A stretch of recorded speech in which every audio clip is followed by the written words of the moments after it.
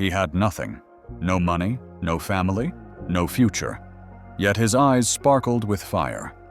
The other had everything: wealth, privilege, comfort. But his soul was lost in silence. One was born poor, but rich in vision. The other was born rich but bankrupt in purpose. This is not a story of money. It's a story of mindset. The sun had barely risen over the city of Nurabad when Ali, a 17-year-old boy, slipped into his tattered slippers and stepped into the day like a soldier marching into battle. The slums he called home were narrow, damp, and overcrowded, where dreams often came to die quietly. But Ali's dreams were different. They didn't fear poverty. They burned brighter because of it. Each morning he pushed a heavy cart filled with old tools and scrap metals collected from garbage dumps, selling them to mechanics and junkyards for barely enough to feed himself and his mother. His father had died when he was 9, electrocuted while trying to fix a streetlight for a few extra rupees. Since then, life had been a daily test of endurance. But what made Ali different was not the misery he endured. It was the mindset he cultivated. While the world saw poverty as a curse, he saw it as training. Every rupee earned, every insult tolerated, every burden carried. They were weights that made his soul stronger. Just 20 minutes away, in a mansion guarded by iron gates and security cameras, Rehan sipped freshly squeezed orange juice on his marble balcony. 17 years old like Ali, Rehan had never washed his own dishes, waited for a bus, or worried about what he'd eat tomorrow. His life was a perfectly polished surface, shiny, impressive, but hollow beneath. He owned the latest phone, wore designer clothes, and had access to every comfort imaginable. But every night, when the world slept, Rehan scrolled endlessly through meaningless apps, his heart echoing with an emptiness he couldn't name. He often asked himself, why does everything feel so pointless? His father, a real estate tycoon, believed in one philosophy: give your son everything so he doesn't have to struggle like you did. But in doing so, he robbed Rehan of the one thing that mattered: purpose. At a small tea stall near the city's main square, fate began its silent work. Ali had come to deliver a broken bicycle chain to the shop owner, while Rehan had arrived in his chauffeur-driven car to grab a cup of the authentic street chai his influencer friend had posted about. Their eyes met for the first time, one filled with quiet resilience, the other with bored privilege. Rehan watched Ali speak respectfully to the tea seller, calling him uncle, despite the man yelling over a price difference. There was a strange dignity in Ali's posture, something Rehan couldn't describe, something he had never seen in his own circle of friends. He leaned toward his driver. "Who is that boy?" "No idea, sir," the man replied, disinterested. That moment stayed with Rehan longer than he expected. That night, while lying on his imported mattress, he thought about the boy with torn slippers and fierce eyes. What gave him that look? What did he have that I don't? Ali, on the other hand, didn't remember the rich boy. He was too busy worrying about his mother's fever, how he'd pay for her medicine, and if the shopkeeper would agree to a discount. His struggles were real and constant, but his mind had no space for self-pity. His dreams were his comfort. He would often sit by the railway tracks at night, notebook in hand, sketching mechanical ideas, solar rickshaws, water-purifying carts, auto-charging street lamps. He didn't have the tools to build them yet, but his ideas were sharp, practical, and rooted in the real problems of his people. He dreamed not of cars and mansions, but of impact. Rehan, growing more restless with each passing day, began sneaking out alone, walking through the city in disguise, hoodie on, sunglasses covering his face. He wasn't sure what he was looking for, but a voice inside him whispered, "You're missing something. Find it." One evening, he saw Ali again, this time fixing a roadside vendor's broken weighing scale. The man gave him a few coins, which Ali refused.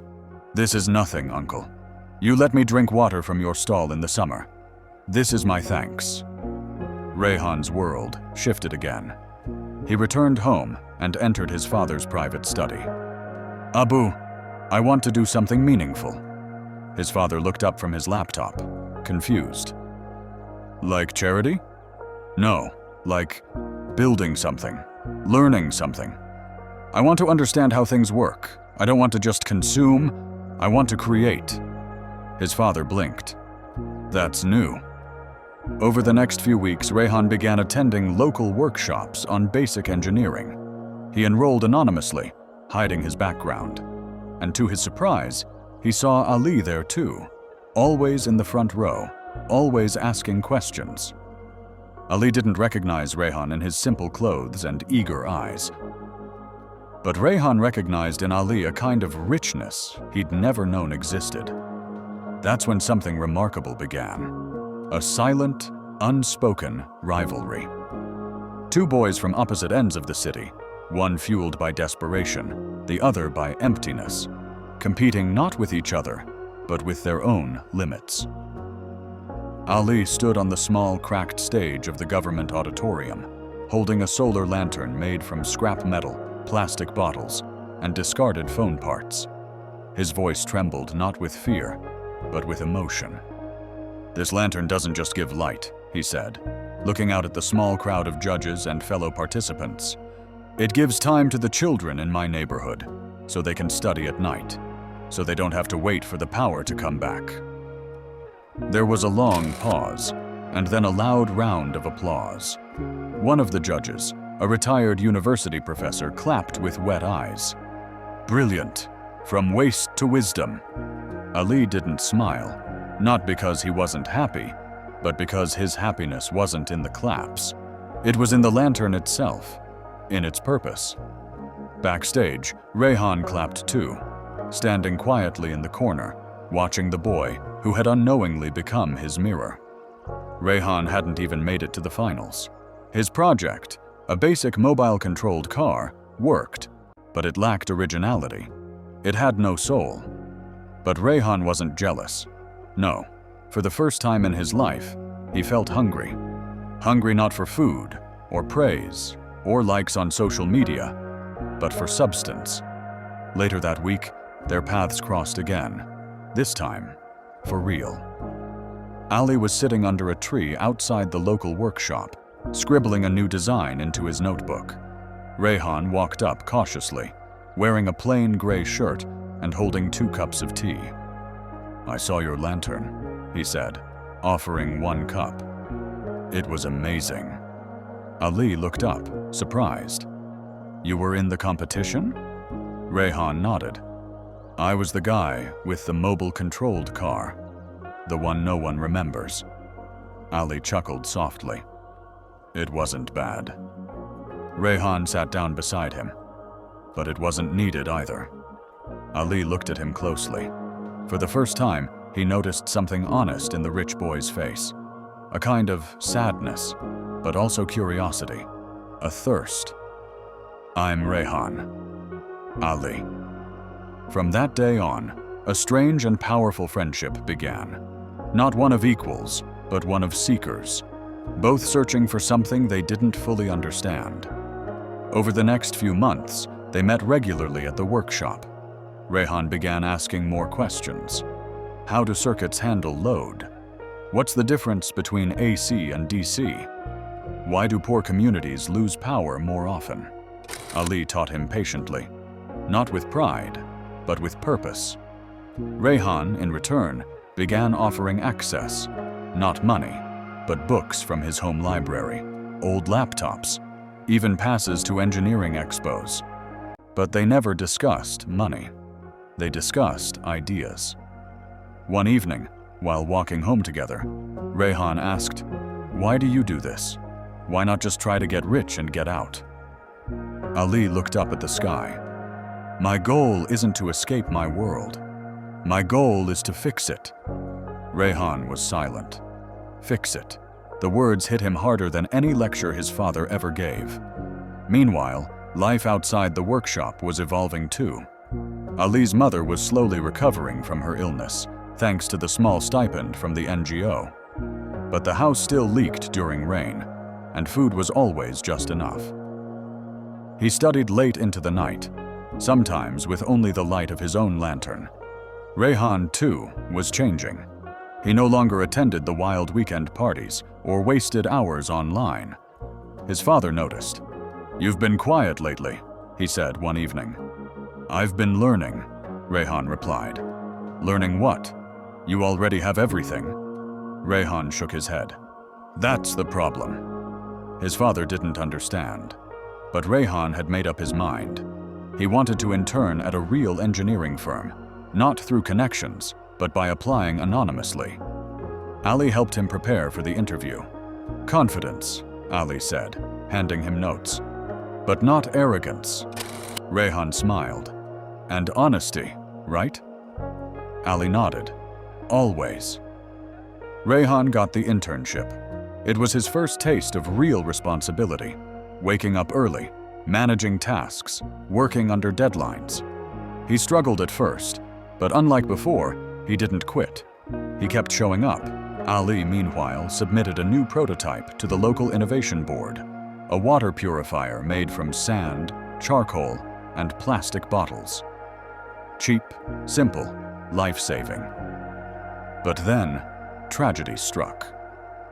A week before the final review, Ali returned home to find his house flooded after a broken pipeline burst near the slum.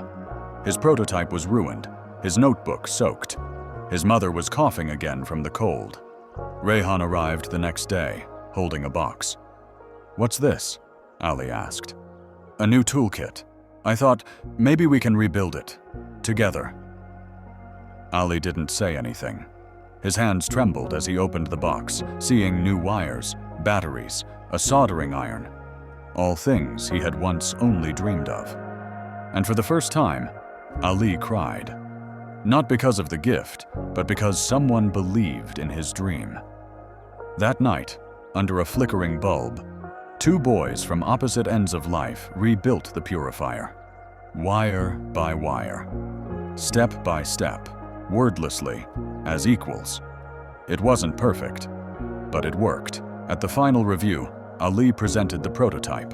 When asked how he managed to rebuild it after the flood, he simply said, "Because I'm not alone anymore."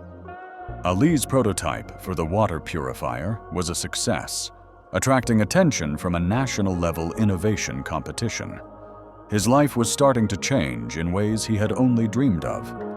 He was offered a scholarship to study abroad, a chance to leave behind the slums and pursue his dreams at one of the best universities in the world. But there was a catch. The scholarship required him to leave his family behind, and his mother's health was still fragile. His heart was torn between his dream and his duty. Should he leave to build a better future, or stay to help his mother? Meanwhile, Rehan was facing a different kind of struggle. His father, seeing Rehan's growing interest in engineering, pressured him to join the family business and abandon the path he was now so passionate about. "This is what you were born for," his father insisted. "The future of this empire is in your hands." Rehan, standing on the edge of his own crossroads, looked at the life that was being handed to him. A life of comfort, but also emptiness. Deep inside, he knew that following his father's plan would lead him down a path of dissatisfaction. He realized that real fulfillment would only come by following his own heart. One night, after a long conversation with Ali, Rehan made a decision. "Ali, I've chosen my path. I'm not going back to the family business," he said, his voice unwavering. "I'll continue this journey with you. We'll build something that matters." Ali smiled. "You've already started building it. It's called purpose." Ali chose to stay in Nurabad for the time being, even after receiving the scholarship. He used the funds from the national competition to start a small initiative that taught young people how to build simple solutions using everyday materials. His dream had shifted from personal success to community impact. Rehan, meanwhile, chose to invest his time and energy into a new startup, working with Ali and other engineers to create affordable technology for underprivileged communities. Rehan realized that his true wealth lay not in his father's empire, but in his ability to create a legacy built on purpose, passion, and perseverance. Years passed, and their story became a symbol of what was possible when vision met action. The world took notice. Ali's technology spread across villages, bringing solar energy and clean water to places that had none. Rehan, now a young entrepreneur, helped guide the startup, growing it into a global force for good. In the end, Ali and Rehan learned the most valuable lesson of all. Wealth is not measured by what you have, but by what you give. They both understood that true richness comes not from the bank account, but from the heart and the impact you leave behind. Their journey was not about what they gained, but about what they gave. And that was their true legacy. This story teaches us that true wealth lies in purpose, vision, and impact.